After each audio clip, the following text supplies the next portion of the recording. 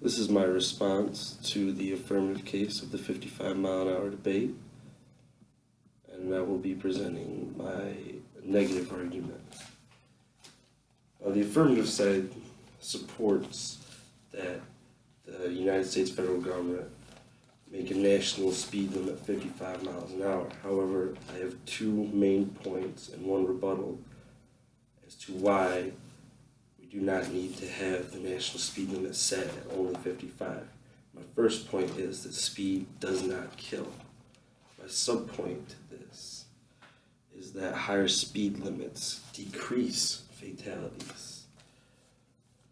Charles Lave and Patrick Elias, who work in the Department of Economics in the University of California, published a paper titled "Did the 65-mile-an-hour speed limit save lives?" And in this study, they analyzed the statewide consequences of raising the speed limit, treating highways and enforcement as total systems. They found that the 65-mile-an-hour speed limit reduced the statewide fatality rate by 3.4 to 5.1 instead of the 55 mile an hour, compared to the states that had the 55 mile an hour speed limit. This clearly shows that driving at higher speeds does not increase fatalities, but actually decreases them. The second point that I'd like to bring up is that this will divert cop resources. My subpoint to that is supported by Charles Lave and Patrick Elias, who work at the Department of Economics, University of California. They published a paper, "Did the 65-mile-an-hour speed limit save lives?" I quote from their paper, "Highway patrol resources are limited. If more officers are assigned to enforce speed limits on rural interstate highways, fewer can be assigned to other safety activities such as truck safety inspections or drug driving checkpoints. In the absence of any external political pressure, police administrators try to balance their resources across the alternative safety activities.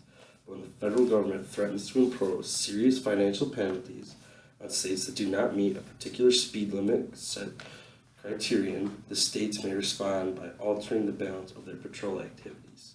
And what this means is that more cops are being pulled out of the cities where there is gang violence and crime and murder, rape, drugs, and trafficking, and are focused on solely enforcing a speed limit that does not decrease the amount of fatalities, but it actually increases the amount of aggressive driving and road rage and incidents that occur between two drivers, thus making the roads even more dangerous and diverting more resources instead of putting the cops where they truly belong, where they can truly make the most difference.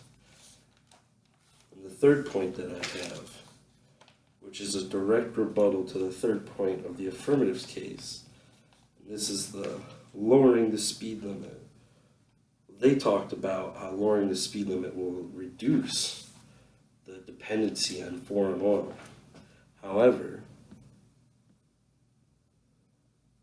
I have in my notes here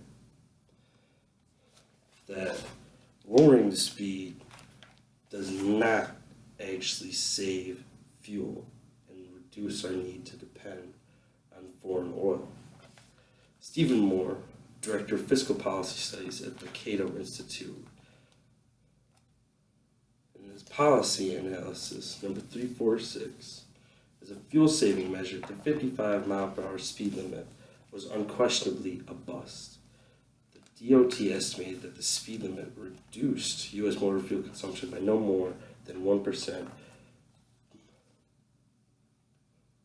22 Milton Copulis, an energy analysis at the Heritage Foundation, estimated the annual consumption was cut by 26.6 million barrels of oil, not 5.9 billion barrels consumed, a saving he labeled barely worth noting.